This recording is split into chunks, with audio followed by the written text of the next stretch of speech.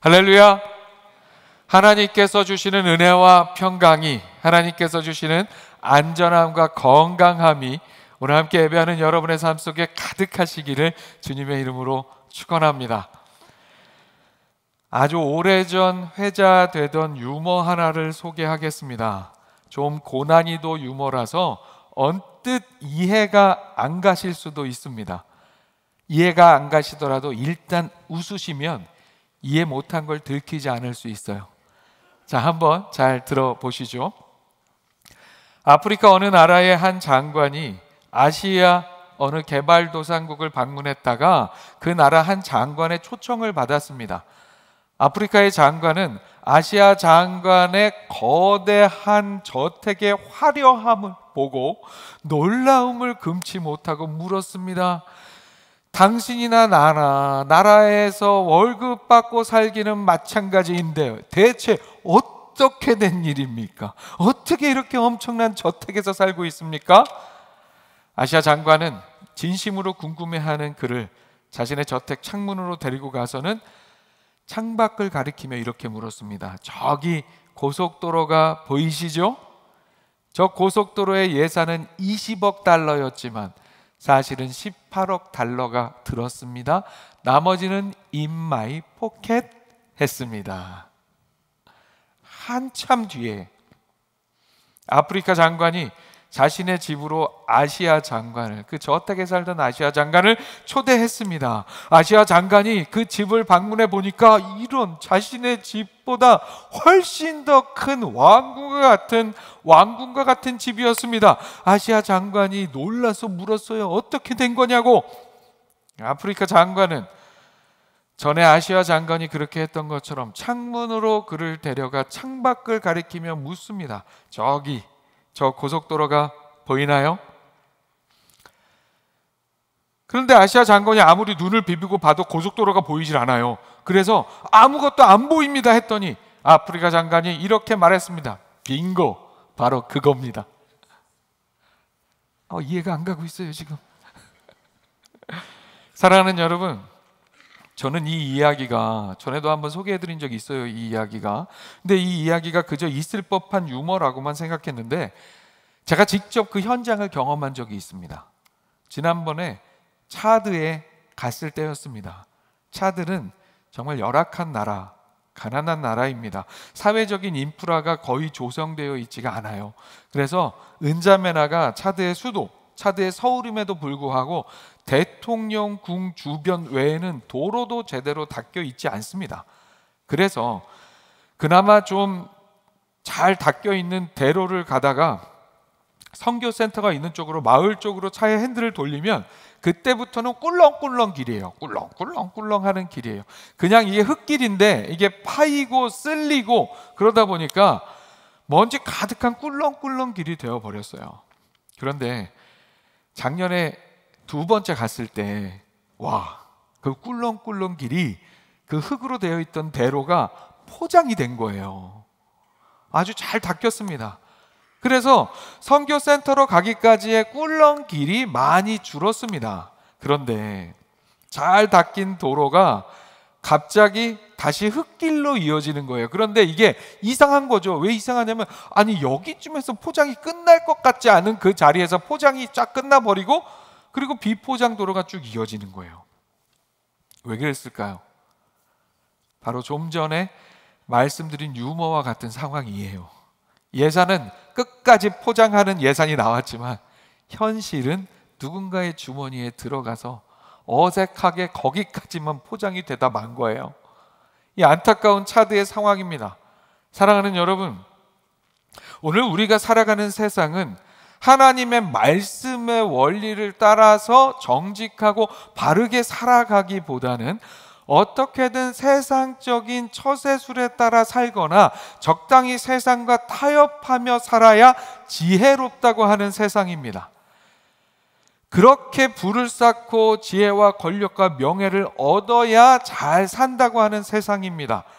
그래서 하나님의 말씀을 따라 남을 위해 헌신하여 돕고 남을 위해 희생하며 사는 것, 그런 삶은 어리석은 삶이라고 이야기하는 그런 세상을 우리가 살고 있습니다. 그러나 우리는 물고기가 물속에 살지만 물살을 거슬러 반대편으로 거슬러 오르는 것처럼 우리는 이 세상에 살고 있지만 이 세상의 그런 풍조에 떠내려가지 않습니다. 우리는 그 물살을 거슬러 오르죠. 우리는 그렇지 않다는 사실을 잘 압니다. 내 배만 불리며 살거나 우리끼리만 잘 사는 게 중요한 일이 아니라는 것. 배워서 남 주냐? 벌어서 남 줘? 이것도 아니고 우리는 배워서 남 주고 벌어서 남 주는 삶을 살아야 한다는 것을 너무도 잘 알고 있습니다. 동의하시죠? 아멘이 없으시네요. 큰일 났다. 그래서 우리는 올해도 차드를 향해 갑니다. 우리 권사님 기도해 주신 것처럼 차드 땅이 복음으로 물들여지고 복음으로 세워진 사람들로 채워져서 변화되는 땅이 되기를 소망합니다. 그래서 그 일에 작은아마 힘을 보태기 위해 올해도 차드로 떠납니다. 이번에는 우물 사역뿐만이 아니라 예배 처소를 세우는 사역도 함께 합니다. 이 귀한 사역에 여러분을 초대합니다. 예배 처소 2곳을 세우는데 한 곳 세우는데 약 500만 원이 들어갑니다. 차양조차 없는 곳에서 어렵게 힘들게 비바람 속에 예배드리는 분들이 있어서 그곳에 우리의 입장에서 볼 때는 임시처소 정도지만 그들이 볼 땐 정말 아름다운 성전이 되는 거예요. 그렇게 그 예배처소 하나를 세우는데 우리나라 돈으로 약 500만 원이 들고 우물 하나 설치하는데 약 300만 원이 듭니다. 기본적으로 여러분의 헌신과 여러분의 헌금으로 이루어진 우리 마이 카페 기금과 우리 교회의 선교 재정으로 준비를 합니다. 하지만 여러분 중에 이 일에 함께 내가 별도로 동참하기 원하시는 분이 계시다면 그런 거죠. 우리 가정에서 그 예배처소 하나 세우겠습니다. 예배처소 세우는 일에 우물 파는 일에 나도 한몫하겠습니다 하는 그런 마음이 있으신 분들은 헌금 봉투에 차드라고 작정 헌금으로 드리시면 되고요. 또 우리 사역자들과 상의해 주시기를 부탁을 드리겠습니다. 우리가 벌어서 남 주는 이유는 그게 하나님 나라의 원리이기 때문입니다. 사랑하는 여러분, 우리는 세상의 원리와 하나님 나라의 원리 가운데 분명하게 한쪽을 선택해서 살아가야 합니다. 그래서 오늘 설교의 제목이 분명한 믿음의 스탠스를 취해야 합니다입니다. 오늘 말씀을 통해서 다시 한번 우리가 취해야 할 믿음의 스탠스를 확인하고 분명한 믿음의 스탠스를 제대로 취하는 우리 모두가 될 수 있기를 축복합니다. 아멘. 화면 보시고 함께 읽어봅니다. 시작. 양다리 신앙은 있을 수 없습니다. 사랑하는 여러분, 우리는 보통 하나님을 향한 믿음의 스탠스를 제대로 취하지 않고 세상과 하나님 사이에 살짝 한 발씩 걸쳐 놓는 신앙을 양다리 신앙이라고 표현하곤 합니다. 그러나 오늘 우리가 분명히 알아야 하는 것은 양다리 신앙이란 우리에게 있을 수 없다는 사실입니다. 양다리 신앙이 되면 안 된다 이것을 넘어서서 양다리 신앙은 신앙이 아니라는 말씀입니다. 양다리라는 말이 무슨 뜻입니까? 우리가 양다리라는 말을 이 사람을 사귀면서 저 사람도 사귀는 상황이라고 이해하기 쉬운데요, 사실 양다리란 실상은 사귀지 않는 겁니다. 이쪽도 온전히 사귀는 것도 아니고 저쪽도 온전히 사귀는 것도 아닌 상황을 의미합니다. 바로 어느 쪽으로도 분명한 스탠스를 제대로 취하지 않는 상황을 의미합니다. 스탠스란 무엇입니까? 어떤 문제나 이슈에 대해서 취하는 입장, 태도, 관점을 영어로 스탠스라고 합니다. 이런 의미에서 우리 신앙에서 양다리란 있을 수 없습니다. 이도 아니고 저도 아니고 세상도 아니고 하나님도 아닌 상황, 그 어느 쪽에도 불분명한 스탠스를 취하는 상황, 그 상황이 양다리이기 때문입니다. 결국 양다리는 신앙의 자세가 아니라는 신앙 자체가 성립되지 않는다는 말씀입니다. 그래서 우리는 이도 저도 아닌 게 아니라 온전히 하나님을 향한, 하나님 나라를 향한 분명한 믿음의 스탠스를 취해야 합니다. 우리가 내가 신앙인이라고 하면서 하나님을 향하는 온전한 믿음의 스탠스를 취하지 않는다면 우리는 신앙인이라고 할 수가 없는 거예요. 그런 삶의 결과는 결코 복되고 아름다울 수가 없습니다. 오늘 우리가 함께 만나는 본문에는 하나님을 향한 분명한 믿음의 스탠스를 취하지 못하고 세상과 하나님 사이에 그야말로 양다리를 걸쳤던 인물, 그런 그의 불분명한 스탠스로 인해 나라가 멸망의 길로 완전히 치닫게 되는 참으로 안타까운 이야기가 오늘 본문에 기록되어 있습니다. 남유다의 마지막 왕 시드기야 시대, 예루살렘이 바벨론에 포위된 멸망 직전의 절박한 위기의 상황 속에서 남유다의 고관들은, 고위 정치인들은 하나님을 의지하기보다는 당시 세계 정치적인 헤게모니 속에서 살 길을 모색하려 했습니다. 그런 상황 속에 당시 실권을 지닌 고관들은 바벨론에 저항하고 전통적인 강대국인 애굽의 힘을 빌려 독립을 되찾아야 한다고 강력하게 주장했습니다. 이런 상황 속에서 하나님께서 세우신 예레미야 선지자는 바벨론에 저항하는 것이 아니라 항복하는 것이 하나님의 뜻이라고 계속해서 선포했습니다. 그렇게 선포를 하니까 백성들의 전의를 상실케 하는 반역자라는 고소를 당하게 되고, 예레미야의 메시지를 반대하는 당시에 실권을 가졌던 고관들에 의해서 예레미야 선지자는 죽음의 진창에, 진흙구덩이에 던져지게 됩니다. 그러나 이후에 왕국 내시 에벤멜렉이라는 사람의 구명 노력으로 인하여 예레미야는 진창 구덩이에서, 그 아사의 굶어 죽을 위기에서 겨우 벗어나게 됩니다. 그리고 나서 오늘의 본문이 이어집니다. 그렇게 진흙구덩이에서 구출된 예레미야를 왕이 부릅니다. 시드기야 왕이 불러요. 14절입니다. 시드기야 왕이 사람을 보내어 선지자 예레미야를 여호와의 성전 셋째 문으로 데려오게 하고, 왕이 예레미야에게 이르되 내가 내게 한 가지 일을 물으리니 한마디도 내게 숨기지 말라. 자, 시드기야 왕이, 원래 왕이 누구를 만나려면 어디로 부르면 돼요? 왕궁으로 부르면 됩니다. 자기 집무실로 부르면 되죠. 그런데 그렇게 당당히 왕궁으로 예레미야를 부르지 못하고 극히 제한적인 사람들만 출입할 수 있는 통행이 드문 성전 셋째 문으로 은밀하게 예레미야 선지자를 부릅니다. 그리고 한 가지 일을 묻는다 하면서 지금 이 정세에 대한 하나님의 뜻을 물으려 합니다. 이를 공개적으로 묻지 못하고 몰래 불러 묻는 이유는 이 상황이 예레미야를 반대하고 싫어하는, 예레미야는 지금 바벨론에 항복하라고 얘기하는 거거든요. 그런데 바벨론에 항복하면 안 되고 애굽을 통하여 우리가 바벨론을 정복해야 된다고 얘기하는 그 고관들에게 예레미야를 만나는 일, 이 일을 들키기 싫었기 때문이에요. 두려웠기 때문이에요. 그래서 시드기야 왕은 몰래 지금 예레미야 선지자를 만나는 거예요. 그런데 그렇게 예레미야 선지자를 만나는 일이 두려운 일이라고 한다면, 두려운 일이면 애초에 안 하면 되잖아요. 그렇죠? 안 하면 되는데 그게 또 두려워도 은밀하게라도 예레미야를 만나야 하는 시드기야의 마음은 하나님의 뜻을 완전히 무시하지는 못하는 마음이었기 때문입니다. 세상과 하나님, 사람과 하나님 사이에서 그야말로 양다리를 걸친 시드기야 왕의 모습이었던 거예요. 그렇게 은밀히 하나님의 뜻을 물어오는 시드기야 왕에게 예레미야 선지자는 이렇게 말합니다. 15절입니다. 예레미야가 시드기야에게 이르되 내가 이 일을 왕에게 아시게 하여도 왕이 결코 나를 죽이지 아니하시리이까? 가령 내가 왕을 권한다 할지라도 왕이 듣지 아니하시리이다.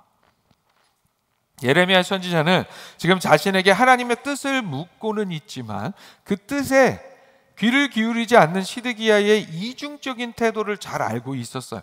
그렇기 때문에 직전에도 예레미야는 그렇게 하나님의 온전한 말씀을 전하다가 시드기야 왕의, 어쩔 수 없는 일이긴 했지만 시드기야 왕의 허락하에 고초를, 진흙구덩이에 빠져 고초를 당하게 된 것이었어요. 이에 예레미야는 그렇게 얘기하는 거예요. 내가 또 왕에게 하나님의 말씀 제대로 전했다가 나 죽이면 어떡하냐고, 내가 말한 대로 듣기는 하겠냐고, 그렇게 얘기를 합니다. 이 말에 시드기야는 살아계신 여호와의 이름으로 맹세하며 예레미야의 안전을 약속합니다. 안전을 약속하는 시드기야에게 예레미야는 여전히 같은 하나님의 말씀을 명확하게 다시 전합니다. 바벨론에 항복하면 시드기야와 그 가족이 살고 예루살렘도 불타지 않고 멸망하지 않을 것이라고. 그런데 그렇게 하지 않으면, 항복하지 않으면 항복하지 않으면 시드기야도 잡혀가고 예루살렘은 다 망하게 될 것이라고 말씀을 전합니다.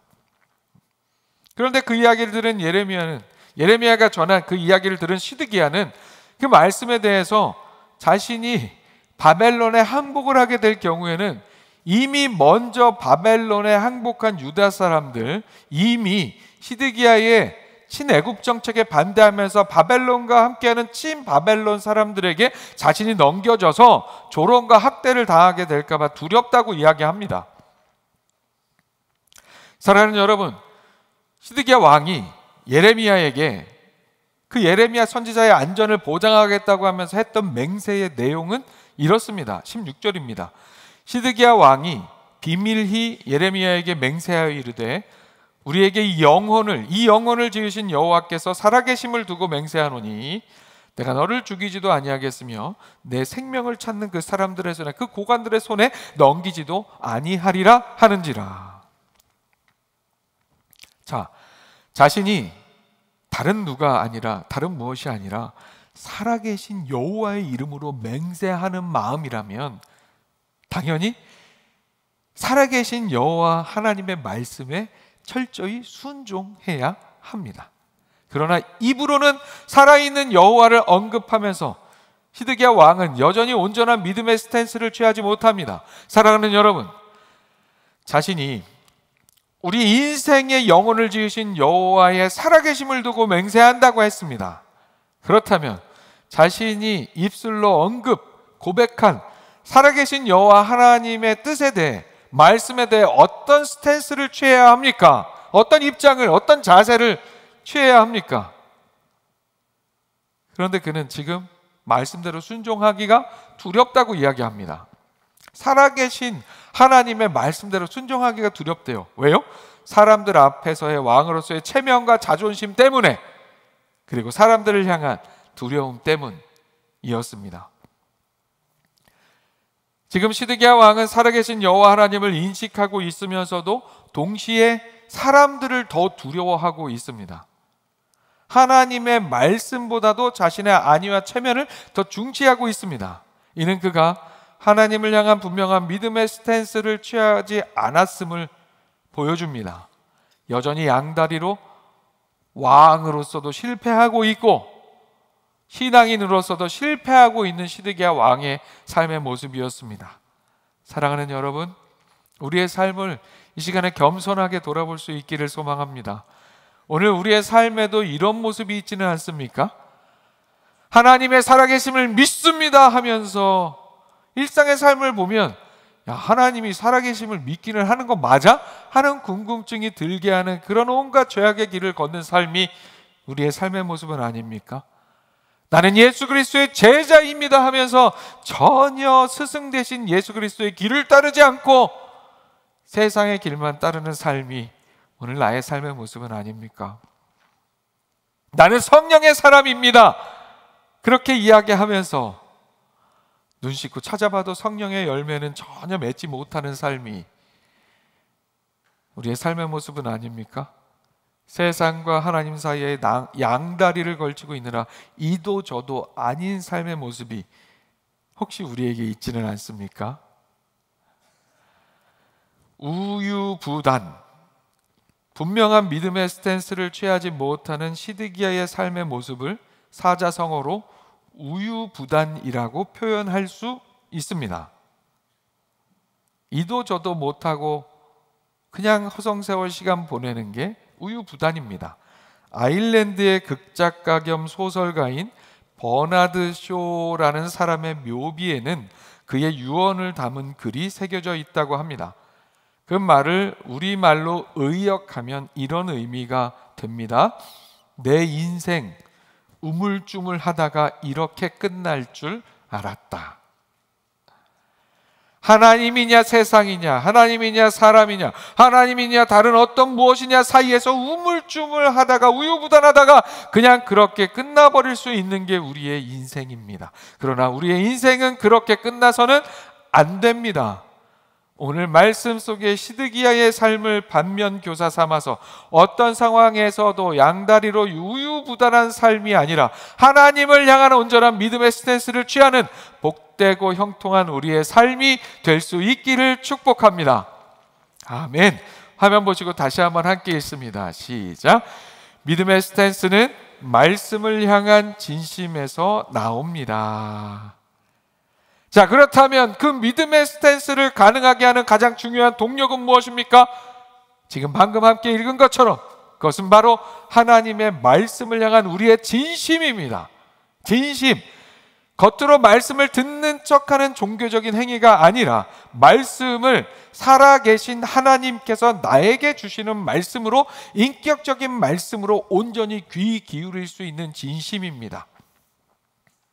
시드기야 왕은 여호와의 성전 셋째 문으로 예레미야를 비밀리에 세상의 눈치를 보면서, 사람들의 눈치를 보면서 불러내서 친애굽 정책을 펴면서 바벨론의 위협을 받고 있는 그 상황에서 어떻게 하는 것이 좋을지 예레미야에게 묻습니다. 시드기야 왕의 진심이 어찌되었든 겉으로 보기에는 그는 어떻게든 하나님의 뜻을, 하나님의 말씀을 물으려 하는 것으로 보여집니다. 그러나 문제는 바로 그 시드기야의 진심이었습니다. 시드기야는 사실 자신이 듣고 싶은 대답을 듣고 싶었습니다. 그는 정말로 하나님의 뜻이 궁금해서 예레미야를 불렀던 것이 아닙니다. 그는 하나님의 뜻을 듣고 순종하기 위해서가 아니라 혹시라도 자신이 듣고 싶은 말이 나올까 하는 기대를 가지고 선지자를 부른 거예요.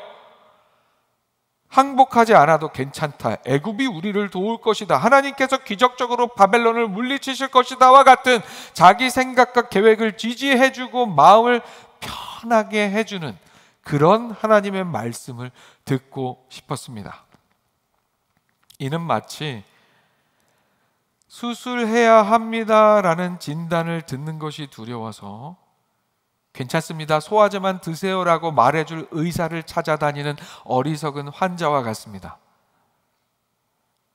시드기야 왕은 나라가 망해가는 위기의 상황 속에서 하나님께서 주시는 말씀의 정확한 진단과 처방을 원한 것이 아니라 자신의 불안감을 잠재워줄 달콤한 말씀만 원했습니다. 이것이 바로 말씀에 대한 진심 없는 신앙의 모습입니다. 시드기야가 자신에게 하나님의 말씀을 숨김없이 전하라고 할 때 예레미야가 내가 그렇게 하면 왕이 나 죽일 거 아니냐고, 그리고 왕이 내가 말을 한들 듣기나 할 거냐고, 듣지 않을 것 같다고 당신은 그렇게 이야기했습니다. 15절이죠. 예레미야가 시드기야에게 이르되 내가 이 일을 왕에게 아시게 하여도 왕이 결코 나를 죽이지 아니하시리이까? 가령 내가 왕을 권한다 할지라도 왕이 듣지 아니하시리이다.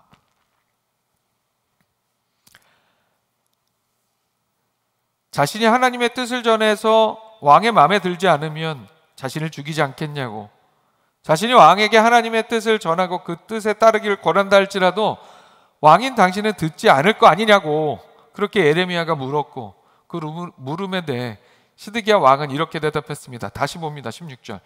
시드기야 왕이 비밀이 예레미야에게 맹세하여 이르되 우리에게 이 영혼을 지으신 여호와께서 살아계심을 두고 맹세하노니 내가 너를 죽이지도 아니하겠으며 내 생명을 찾는 그 사람들의 손에 넘기지도 아니하리라 하는지라. 자, 시드기야 왕은 대놓고는 얘기 못하고 비밀스럽게 우리에게 이 영혼을 지으신 여호와께서 살아계심을 두고 맹세하여 예레미야를 죽게 하지 않겠다고, 그를 친 애굽 고관들에게 넘기지도 않겠다고 했습니다. 그런데 예레미야 선지자가 얘기했던 내가 얘기해도 왕이 듣지 않을 거라고 생각합니다 라는 이 예레미야의 말에는 시드기야가 대답하지 않았습니다. 어떤 언급도 하지 않았어요.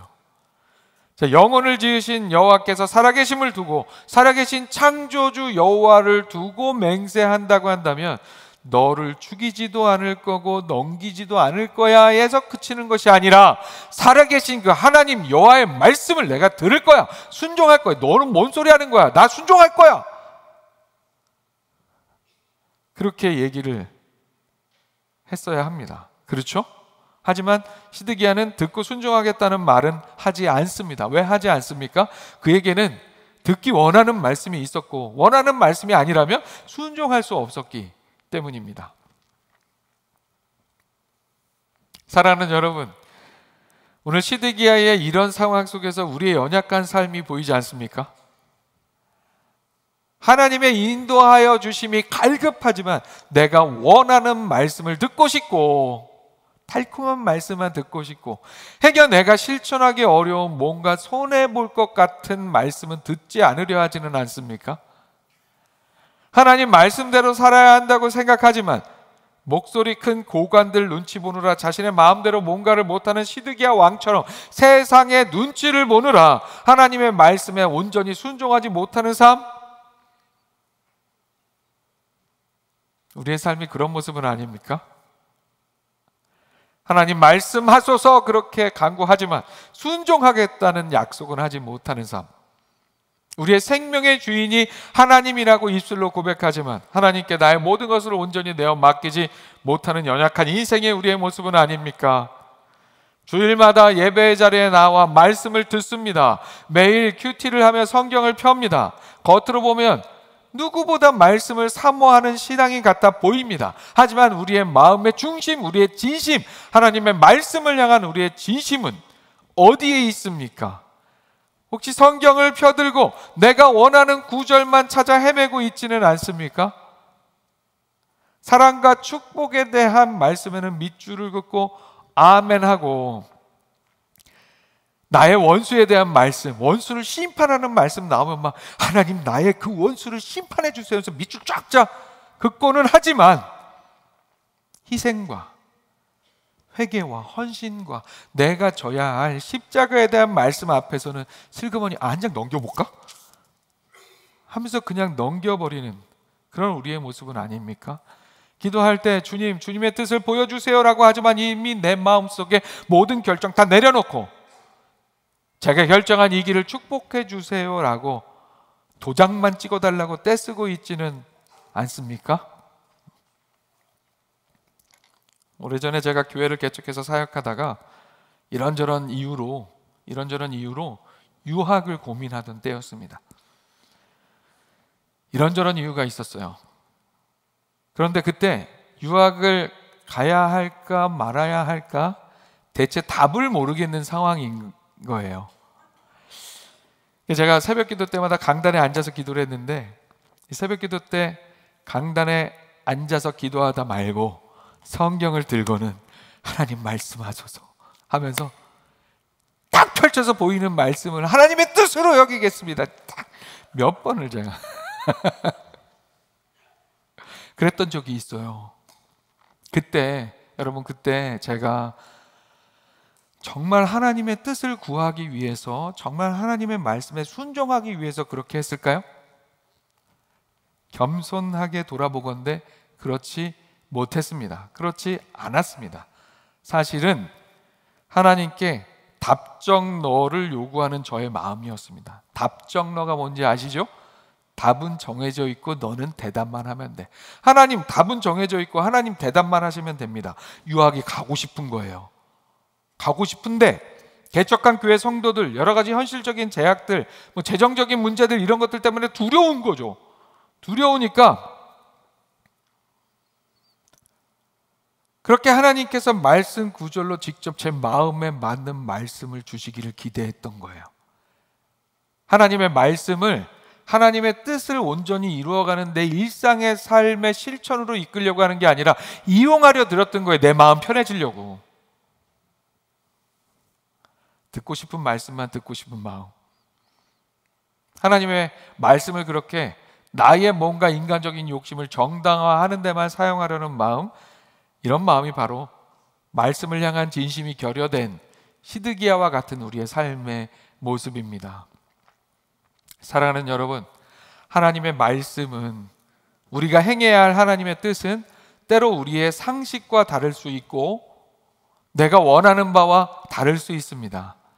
나라를 쳐들어온 바벨론에게 항복하라는 것은 일반 국민들의 정서로는 쉽지 않을 수도 있어요. 하지만 그게 하나님의 뜻이라면 상식과 상관없이 하나님의 말씀대로 행해야 합니다. 우리가 신호등을 따르는 게 상식이잖아요. 그게 맞는 일이잖아요. 하지만 그 상식을 따르지 말아야 할 때가 있습니다. 교통경찰이 그 신호등 앞에 서서 수신호를 할 때에, 교통경찰이 수신호하고 있으면 신호등보다 교통경찰의 수신호가 우선합니다. 그래서 빨간불이 켜있지만 교통경찰이 가라고 수신호하면 가는 게 맞습니다. 상식은 서 있는 거지만 빨간불이니까. 때로는 우리의 상식과 맞지 않더라도, 때로는 내가 원하는 바가 아니더라도 하나님의 말씀을 따라 순종하며 나아가는 우리가 되어야 합니다.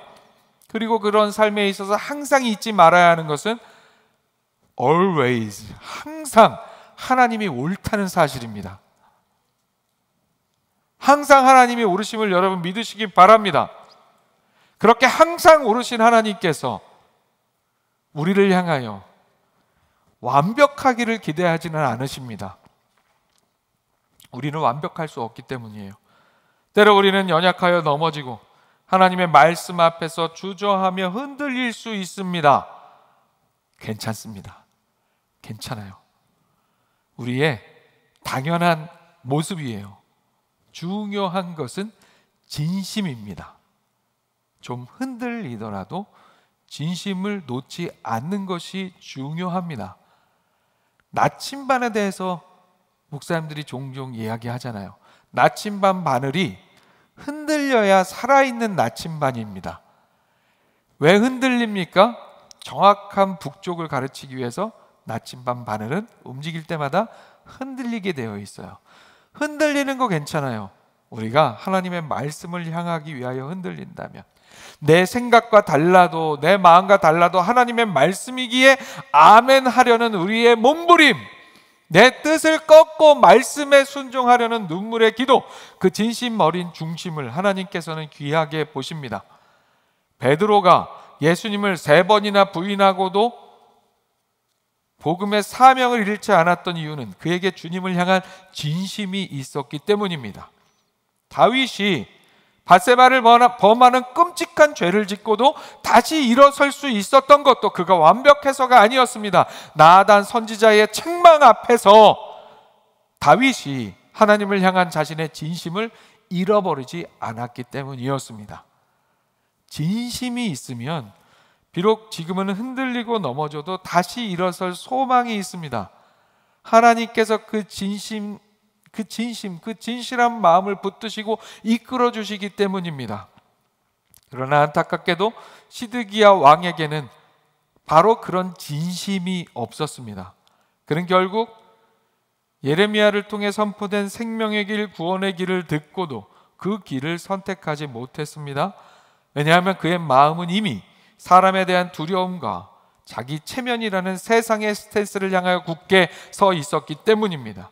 결국 진심 없이 말씀을 대했던 시드기야는 믿음의 스탠스를 취하지 못했고, 그 결과 자신과 남유다 온 백성은 멸망하고 맙니다.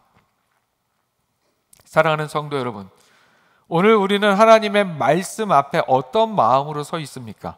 나의 만족과 유익을 위해 말씀을 이용하려는 시드기야의 길을 따르시겠습니까? 아니면 때로는 내 생각, 내 뜻과 달라도, 그래서 우리가 조금 흔들리더라도, 때로 넘어지고 쓰러지더라도 진심을 놓치지 않고 진심 붙잡고 다시 일어나 말씀대로 순종하기 위해 고군분투하는 그런 삶을 사시겠습니까? 우리의 중심을 보시는 주님 앞에서 날마다 진실한 마음으로, 진심으로 말씀 앞에 서는 그런 삶을 살아 분명한 믿음의 스탠스를 취하는 우리 모두가 될 수 있기를 축복합니다. 말씀을 마칩니다. 사랑하는 여러분, 오늘 나눈 말씀 기억하면서 어떤 상황에서도 하나님의 말씀을 향한 진심을 잃지 않고 그 진심을 가지고 분명한 믿음의 스탠스를 취하는 우리의 삶이 될 수 있기를 소망합니다. 그래서 죄와 사망의 길이 아닌 생명과 구원의 길을 향해 나아가는 복되고 형통한 우리 모두의 신앙의 삶이 될 수 있기를 주님의 이름으로 축원합니다. 아멘. 기도하겠습니다. 오늘도 살아계셔서 성경을 통해 우리에게 말씀하시는 하나님 아버지, 이 귀한 예배 가운데 말씀으로 하나님의 우리를 향한 마음을 알게 하시니 감사합니다. 오늘 주신 말씀 기억하며 시드기야를 반면교사 삼아 신앙의 양다리란 있을 수 없다는 사실을 잊지 않고 세상이 아닌 하나님을 향하여 분명한 믿음의 스탠스를 취하는 우리의 신앙의 삶이 되게 하여 주시옵소서. 그렇게 분명한 믿음의 스탠스를 취하기 위해 때론 흔들리고 넘어지는 우리의 연약한 인생이라도 우리의 진심, 하나님의 말씀을 향한 우리의 진심을 붙잡고 놓치지 않으므로 성령의 도우심으로 다시금 심기일전하여 분명한 믿음의 스탠스를 취하는 우리 모두가 되게 하여 주시옵소서. 그런 삶으로 승리하며 형통하는 복된 우리 모두의 신앙의 삶이 될 수 있도록 주님 인도하여 주시옵소서. 말씀으로 우리를 만나주심에 감사드리며 예수 그리스도의 이름으로 기도합니다. 아멘.